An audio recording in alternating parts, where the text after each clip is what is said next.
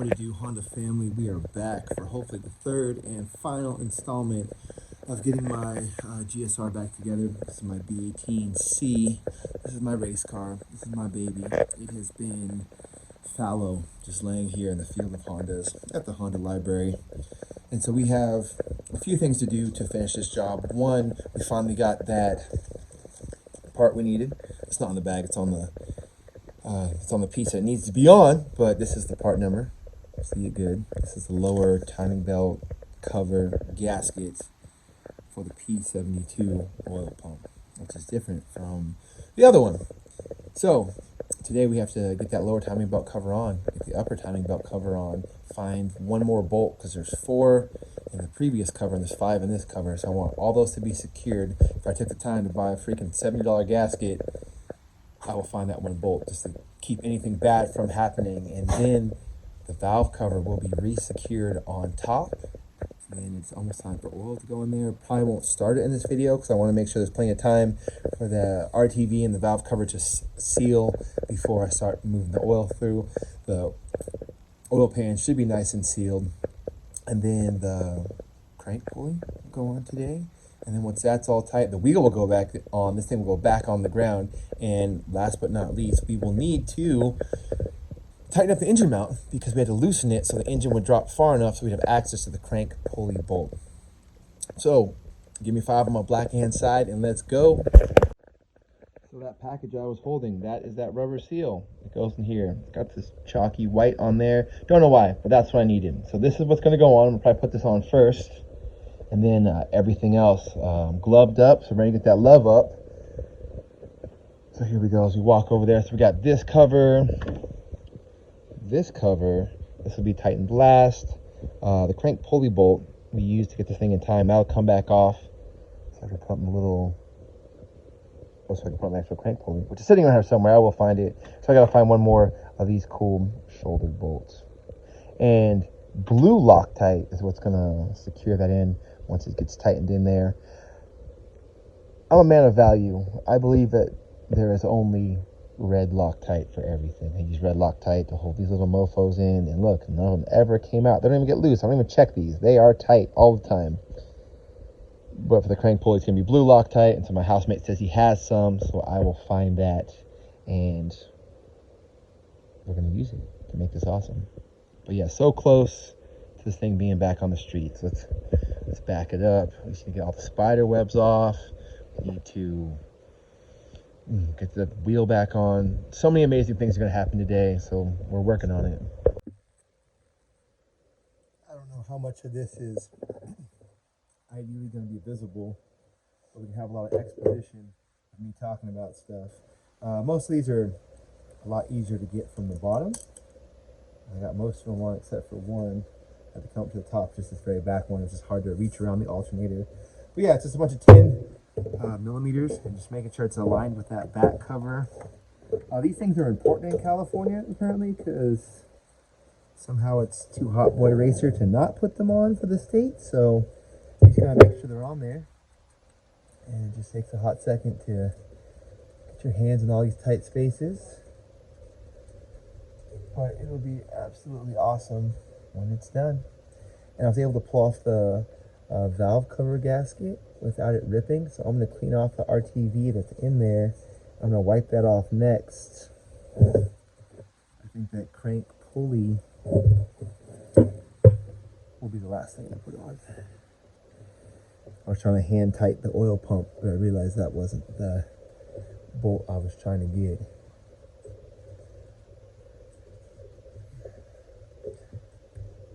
And I'll go back and tighten these with my ratchet. I have both my 10 millimeters purple and purple. So here, let's look at this. So down here, yeah, it's just 5 different spots. There's one that's like tucked under here, which you can't really see from here, but I'll get that. That's the hardest one. The one's under here. And there's the one that's right back here. You can see that. And that's the one I had to come up here to get. And then a couple more down there. But 5 total, but they're almost on. Just take me a second. All right, so I got this all wiped down. I'll still get a little bit cleaner with some brake cleaner, but this is usually where you put the RTV, in these corners over the cams on both sides. And usually the gasket will stick well enough to here where I don't think it's that big of a problem. I think you can put RTV right here, but I think it just makes a mess. So this will be clean and degreased. I just gotta dig out some of the old stuff to make room for new stuff. And then the valve cover can go back on. This motor is pretty darn complete, save for the crank pulley. So there's only really 1, 2, 3 main things that had to be done, and then buttoning up this engine mount to make sure it's perfect.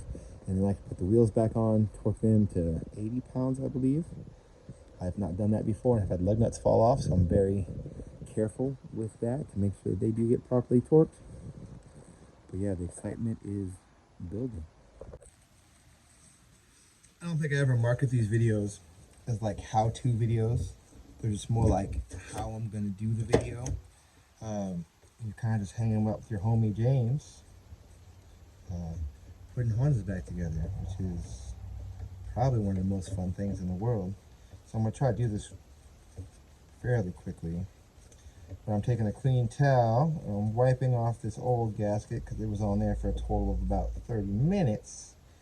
So I don't feel the need to use a new one. I think the test is when you have to take it off, if you can pull it off without breaking it, because like usually if they get old, they get brittle, and that's how you know that they're done. All right, so here's my idea. First, we need to clean this, which I got all the RTV off, and I love the smell of brake fluid. So that's what we're going to use.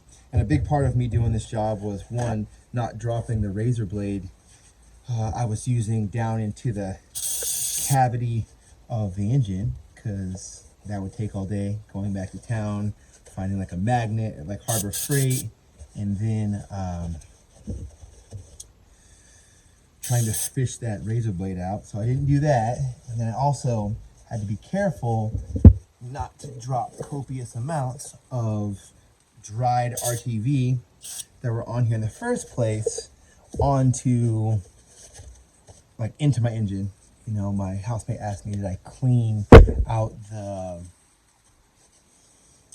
oil pickup? I said, yes, I cleaned the oil pickup, but all that cleaning would be of very little purpose if I just go ahead and went in there and messed it up again.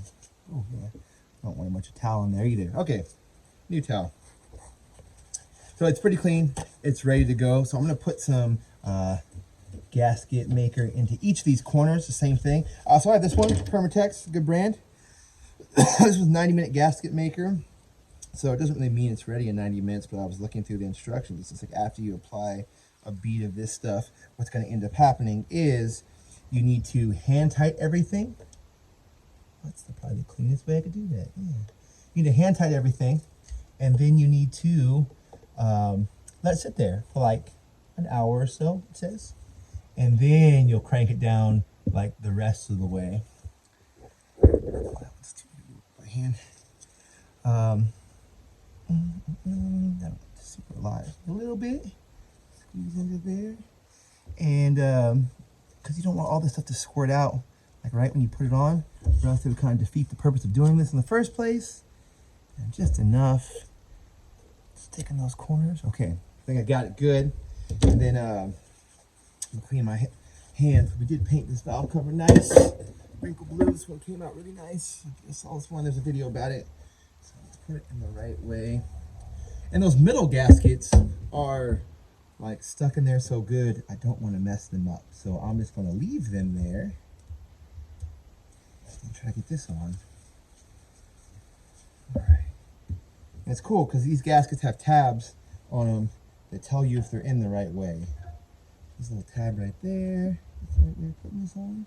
Yeah, I think so. I think the tab is on the back. There's a little piece that's not the same.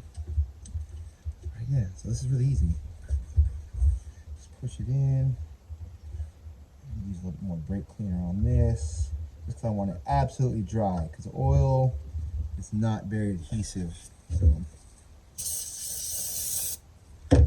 love me brake fluid. Yeah, so just give it a wipe. Usually it's a brand new. This one's clean, but not brand new. It will not be greasy. And hopefully, if all goes right, I can just flip this over and set this on top of where it needs to go, and it'll push that RTV further into the corners and then seal up as it sits there. Okay, tile number 2. This side, this side.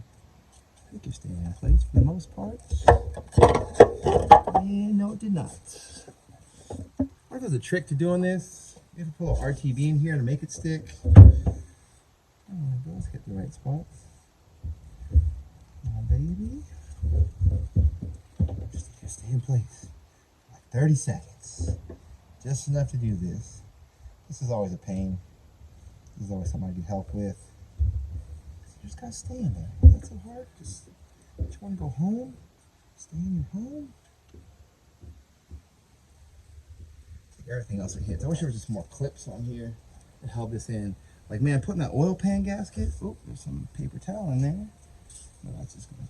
No, I want that out. Putting the oil pan gasket, that was super easy because it had these little tabs. Everything was so friendly and nice. I'm just fishing out a piece of paper towel here. I don't think it really have a bad effect, but I don't want to risk it. Why have anything dirty in here? Okay, pieces out. Peace out.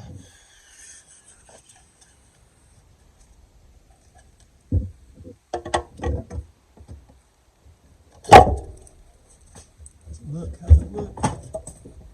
Yeah, I'm just going to adjust it by hand. If everything looks like it fell in the right place. Okay, those are all in the right spot. So yeah, you can see around this thing, I have a screwdriver right here. So if anything isn't sitting where it needs to, I'll just tuck it in. Okay. Oh, why is that so wavy? Show me some love, thing. Show me some love. Oh, that's why, because the whole backside is out. Well, we are trying this, doing this the James way. It's not the right way, but if it works, we can't really complain. All right, we'll come back when these things hopefully all attached. Okay, nobody died. I'm gonna have to assume that I did that right.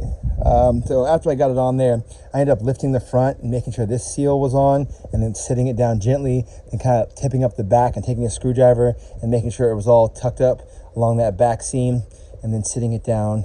And then, like I said, just a little over hand tight. You can see some of the RTV that I put in those corners, squirted out. You can see that. Surprisingly, did not make as big of a mess as I thought. Only got a little bit on the valve cover. Not a show car, but I do want it to stay nice. So now we're just putting stuff back together. I need to make a new metal piece to hold this, because in California, you can't have a little air filter here. You have to connect it to your intake. So all that hot, greasy air that's pressurized in here gets to blow into your throttle body and gum that up, because they want our cars to break, but this car is going to stay on the road forever. But I need to take the old piece that was there on the D series, cut a little strip of metal off it, which will go into this hole, and then I'll be able to attach that hose, which I need to shorten. I think I just got that hose. But spark plugs go back in. I feel like they're pretty easy because they will only reach as far as they will reach. This one's not going to go into cylinder number 3 because it's not long enough. All right, so everything goes in place. I think I'm going to hold off on putting the cover on here till I know for sure, because I don't want this thing hemorrhaging oil like when Lieutenant Dan lost his legs and there was blood everywhere.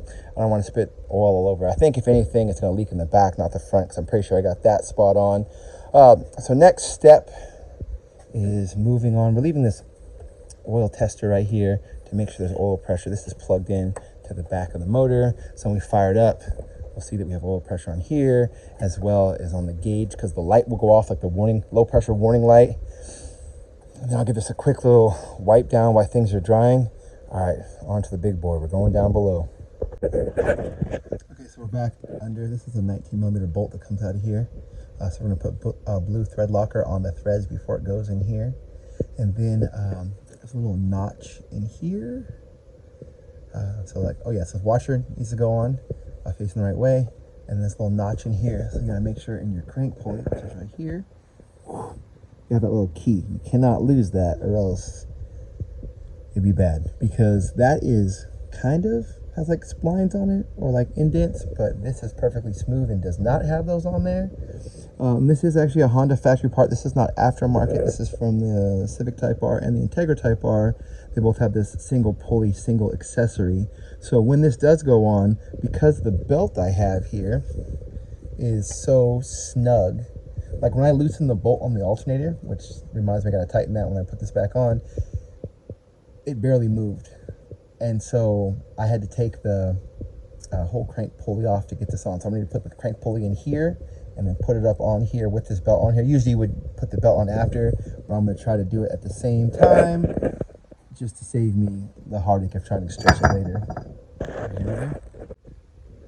I didn't actually think that was going to work because the first time I tried to thread it on there, the belt was on one of the sides of the alternator that keeps it from the belt from falling off. So I was like, this is nowhere near it. But once I got to seat in the threads, or whatever these little channels are called that they're supposed to be in there, I was able to slide it right on, see that key is in there. And so yeah, then this bolt goes on. I gotta figure out how to lock it because I don't have one of those pieces that goes in here and holds this, like, so it doesn't move where you crank it. So I'm gonna figure that out because I wanna make sure it's tight enough. Because man, wouldn't it suck if you were driving, hitting 10,000 RPMs and this bad boy decided to fly off. I mean, I'd be more impressed if I hit 10,000 RPMs, honestly, because that's not really a realistic thing for this build or for me. But yeah, it'd be bad because everything would touch that never needs to meet. All right, here we go. We're back together again. Got the band back together. I gave the core support just a little wipe because it's been sitting here. It's been dusty. So just for presentation's sake, use my awesome 3DP. So it's on here. Bam, 3DP funnel. I love this thing. Because I'm very prone to spilling all over the place, and it kept my valve cover nice and clean. So if you don't have one, get one. So oil's added. I put another additive in there. After I run it for 30 minutes, I'm going to drain it. If it, one, starts and has oil pressure, just to any junk that might have fallen in the engine or anything that's in there, it doesn't need to be. Hopefully it'll flush through, get caught in the filter, or slide down the walls and get to the bottom of the oil pan. So when I drain it, all that crap will come out. Then I'll put new oil in it, and then I'll run it with this zinc additive just to make sure the motor seats properly and everything breaks in. I don't always run this, but probably like when you go through and you redo everything, you just want to make sure everything sits into where it should be. So oil tester, pressure tester is still on there. So we're gonna fire this bad boy up and see what happens. So we're gonna come inside the cabin with me, and then zero out here is going to give me the thumbs up if it has oil pressure. And because of security measures, my car can be cranked without starting because I'll have the fuel pump shut off. And then once it's cycled through and got the oil moving, then we're going to fire this bad boy up. So fingers crossed. This is what she sounds like when she's on, purring nicely.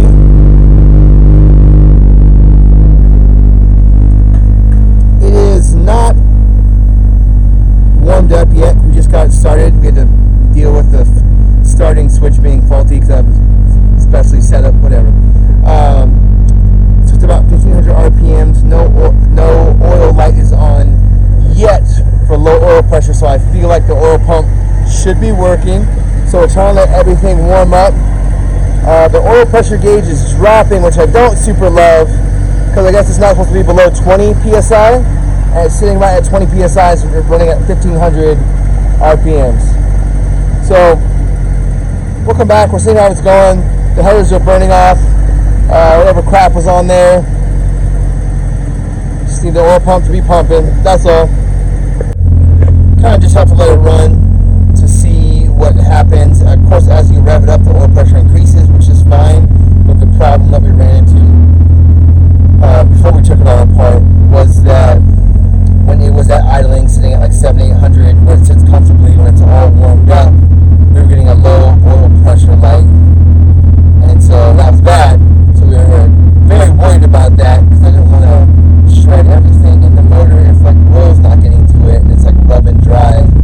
And so now the tachometer is slowly dropping.